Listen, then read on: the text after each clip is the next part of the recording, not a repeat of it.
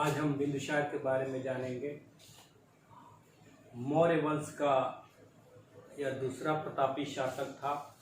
मौर्य वंश भारत का पहला एक ऐतिहासिक वंश था जिसके बारे में जितने जानकारी के स्रोत मिलते हैं, बाद के किसी वंश के बारे में जानकारी के हमको उतने स्रोत नहीं मिल पाते हैं।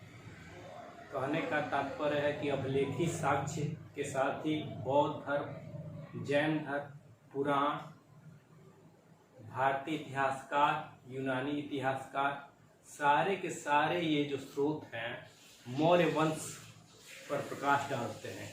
इसीलिए मौर्य वंश को भारत का प्रकाश युग भी कहा जाता है। प्रकाश युग यानी कि ऐतिहासिक स्रोत के रूप में बहुत ज़्यादा प्रकाश पाता है। मौर्य वंश के बाद जैसे ब्राह्मण वंश आते हैं, पुष्यभूति आते हैं, फिर कर्ण वंश आते हैं, सातवाहन वंश आते हैं, वाटाकक वंश आते हैं। उनके बारे में उतनी जानकारी नहीं मिल पाती है, जिस कारण उस समय को, मौर्यों के बाद के समय को यानी कि मौर्योत्तर काल के समय को अंधकार युग भी माना जाता है, क्योंकि उनके बारे में उतनी जानकारी नहीं मिलती है। लेकिन मौर्य वंश को प्रकाश युग माना जाता है क्योंकि बहुत ज़्यादा जानकारी मिलती है हमको ऐतिहासिक स्रोतों से। इसके पहले मैंने चंद्रगुप्त मौर्य के बारे में आपको बताया था। मौर्य वंश में 3 प्रतापी शासक हुए, जिसमें पहला चंद्रगुप्त मौर्य था, जो चंद्रगुप्त मौर्य यानी कि मौर्य वंश का संस्थापक भी था, भारत का प्रथम चक्रवर्ती सम्राट, जिसने भारत को यूनानी दासता के साथ साथ एक क्रूर शासक था घनानंद, उसे मुक्त किया था। इसके अलावा संपूर्ण भारत को एक शक्ल देने वाला वही था चंद्रगुप्त। चंद्रगुप्त के बाद जो उसका लड़का हुआ यानी कि उसका पुत्र शासक हुआ, बिंदुसार हुआ। जब चंद्रगुप्त अंतिम दिनों में भद्रभाव के साथ उत्तरी कर्नाटक के श्रवणबेलगोला में चला गया, तो उसने बिंदुसार के पक्ष में राज सिंहासन का त्याग कर दिया था। यानी कि ये बात है, बिंदुसार का जो समय होता है 298 ईसा पूर्व से लेकर 273 ईसा पूर्व, इतने समय तक क्या था, ये बिंदुसार शासक रहा। इसके बाद अशोक का नाम आता है, जिसके बारे में हम आगे पढ़ेंगे। तो ये बिंदुसार जो था किसका लड़का था? चंद्रगुप्त का। चंद्रगुप्त और इसकी माता का क्या नाम था? दुधरा। इसकी माता का नाम दुधरा था, यानी कि चंद्रगुप्त और दुधरा का पुत्र था बिंदुसार। बिंदुसार ने कोई विजय की या नहीं की, इसके बारे में तो जानकारी नहीं मिलती है, लेकिन चंद्रगुप्त जो था उसने इसको बहुत ही बड़ा साम्राज्य दिया था, तो जिसको उसने बचाए रखने में पूरी तरह सफल रहा। ये इसके समय में जानकारी मिलती है क्या कि इसके समय में तक्षशिला में विद्रोह हुआ था। उस विद्रोह को दबाने में सुसीम, जो इसका बड़ा पुत्र था, सफल रहा। तो फिर अशोक गया और अशोक ने उस विद्रोह को दबा दिया। ठीक है, तो बिंदुसार दिव्यादान में यानी कि बौद्ध ग्रंथ में जानकारी मिलती है, कि इसने 16 शादियां की थी, 16 पत्नियां थी। इसकी कितनी पत्नियां थी? 16 पत्नियां थी। और कितने पुत्र थे? 101 पुत्र थे। कितने पुत्र थे? 101 पुत्र थे, जिसमें सबसे बड़ा पुत्र था सुसीम, का नाम था सुसीम। उसके बाद जो दूसरा पुत्र था इसका अशोक, और सबसे छोटे पुत्र का नाम था तिष्य। सबसे बड़ा सुसीम, दूसरा अशोक और सबसे छोटे पुत्र का नाम था तिष्य। ठीक है, इसके समय में तक्षशिला में विद्रोह हुआ, और तक्षशिला का राजकुमार कौन था, यानी कि तक्षशिला का प्रशासक कौन था? सुसीम था। और अशोक जो था वो उज्जैन का प्रशासक था, यानी कि उज्जैन का प्रशासक था। अशोक ऐतिहासिक रूप से सबसे पहले सामने कब आता है? जब तक्षशिला में विद्रोह हुआ और सुसीम उस विद्रोह को दबाने में असफल रहता है, तब अशोक का प्रादुर्भाव होता है भारतीय इतिहास में, और उसको सफलतापूर्वक क्या कर लेता है, दबा लेता है। इसके साथ ही साथ क्या करता है, न सिर्फ तक्षशिला का विद्रोह दबाता है बल्कि कश्मीर और खस जाति के कुछ क्षेत्रों को भी जीतता है। कश्मीर और खस जाति के कुछ क्षेत्रों को भी जीतता है। इससे क्या करता है, ये बिंदुसार को प्रभावित भी करता है अपनी योग्यता से। बिंदुसार जो है इतिहास में अलग अलग नामों से जाना जाता है। इतिहास में अलग अलग नामों से जाना जाता है। जैसे इसका नाम मिलता है सिंहसेन भी मिलता है, सिंहसेन। जैन ग्रंथों में इसे सिंहसेन कहा जाता है, जैन ग्रंथों में इसे सिंहसेन कहा जाता है।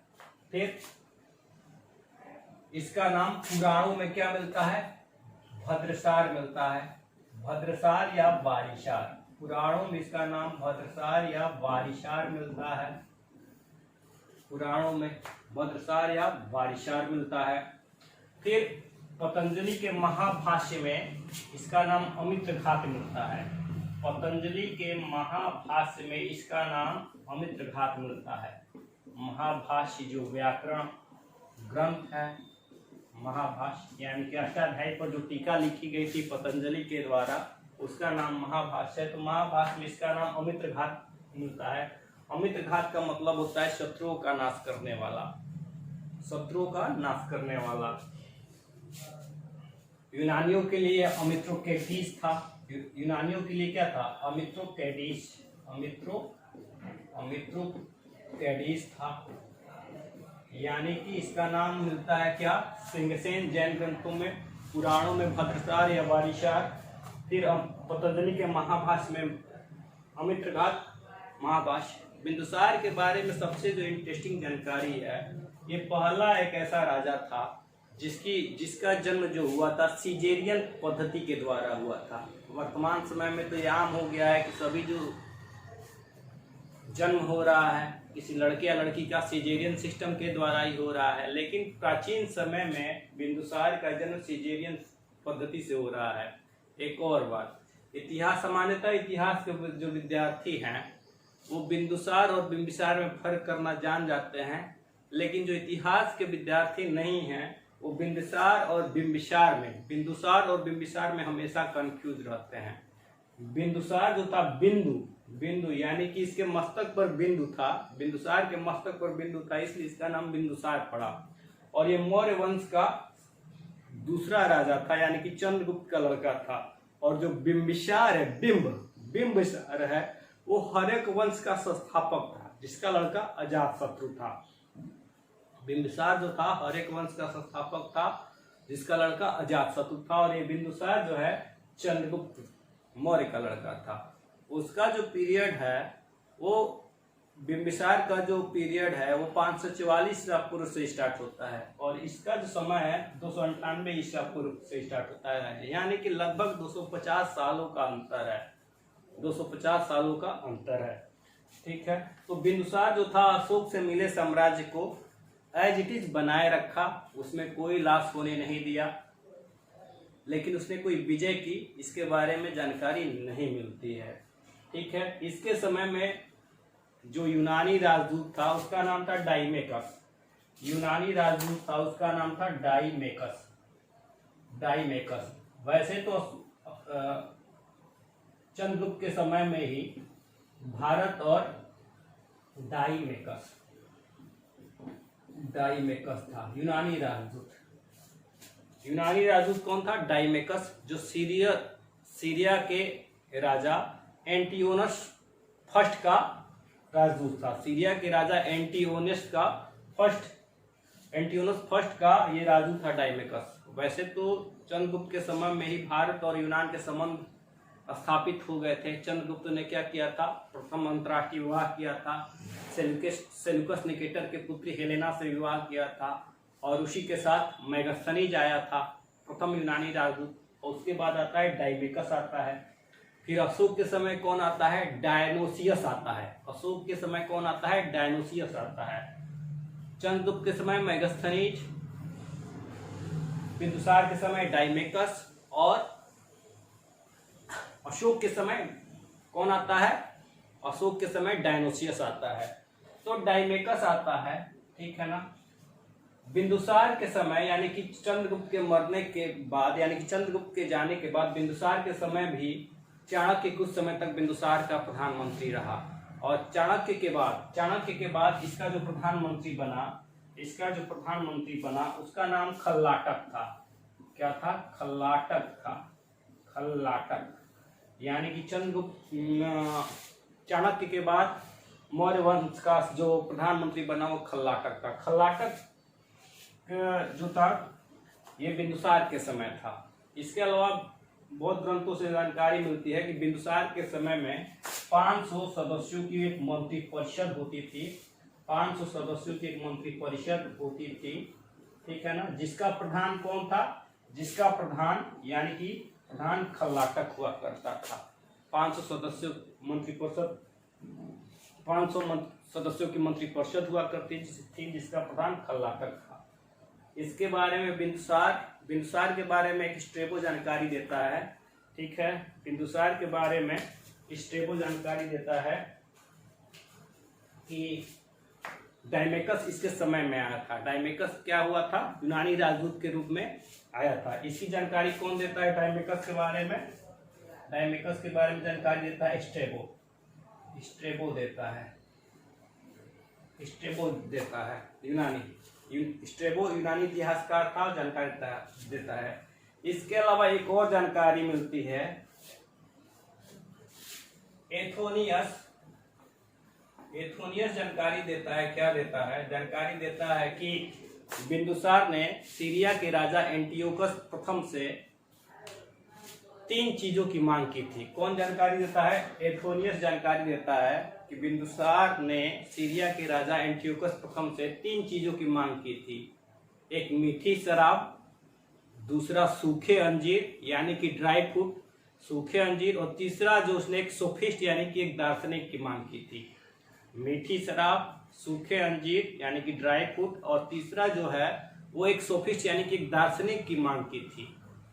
लेकिन एंटियोकस ने 2 चीजों को भिजवा दिया, मीठी शराब और सूखे अंजीर को तो भिजवा दिया, लेकिन दार्शनिक को उसने नहीं भेजा। कहा कि हमारे यहाँ ऐसा कानून नहीं है कि किसी दार्शनिक को किसी दूसरे देश में भेजा जाए। और यह जानकारी कौन देता है?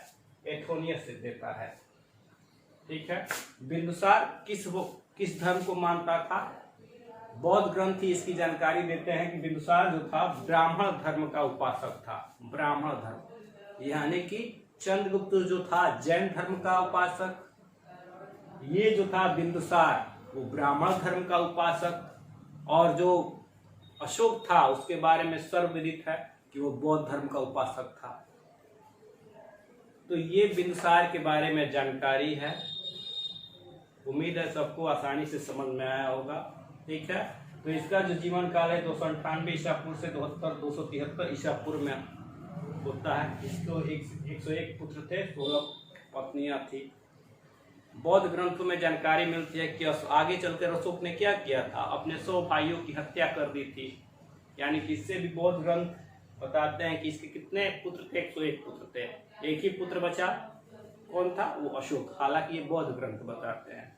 शेष आगे जानकारी आपको अशोक के जीवन काल से संबंधित सारी चीज़ों की जानकारी आपके सम्मुख रखेंगे जल्दी। तब तक धन्यवाद।